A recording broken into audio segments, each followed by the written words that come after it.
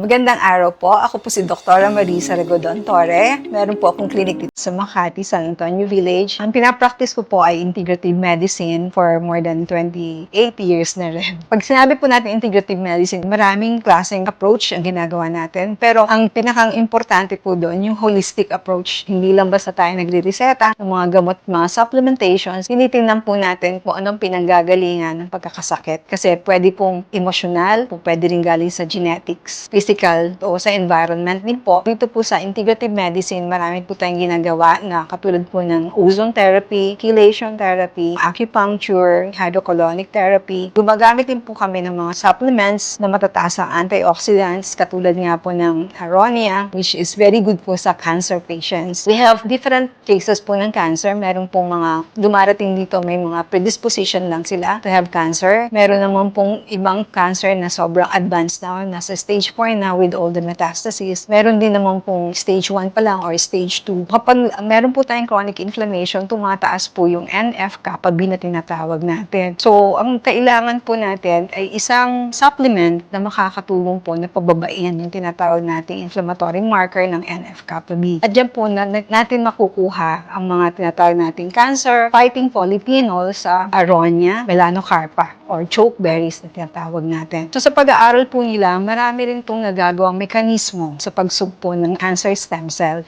Ang number 1, knockout punch na aronia, ito ay nagpapababa ng NF-kappa B. Usually kasi pag may mga chronic inflammation tayo, mas mabilis ang pagdami ng cancer cells. Ito ay napakagandang environment para dumami ang cancer cells. So, ang ginagawa niya, pinabababa niya ang level na tinatawag natin chronic inflammation para masugpo rin yung cancer cells. So, ang pangalawa po na knockout punch ng mga itong cancer-fighting polyphenols, yung nai-stress yung ating cancer cells. No? Pag na-stress po itong cancer cells, para po siya ay nagkakaroon mismo ng paraan na maghina na and eventually po namamatay na yung cancer cells natin. Ang pangatlo naman po, yung tinatawag natin nagkakaroon ng inhibition po dun sa HDAC o yung mga histone acetyltransferases. So, ang ginagawa naman po nila, para nai-stimulate naman niya yung tinatawag nating P53 saka P21. These are suppressor genes po na para hindi lumalago yung cancer. Sila na mismo nagkakaroon ng pagkamatay ng cancer para nagsusuicide yung cancer cells. Ang number 4, knockout punch ng aronia ay kumikilos sa tumor suppressor mRNA para harangin ang oncogenic mRNA para hindi na kumalat at dumami ang cancer cells. Ang number 5, knockout punch ng aronia ay hinaharangan ng mga antioxidant ng aronia ang genetic materials para hindi na magkaroon ng pag-mutate ng cancer cells. Number 6, knockout punch ni aronia ay tumutulong na ayusin ang DNA na nasira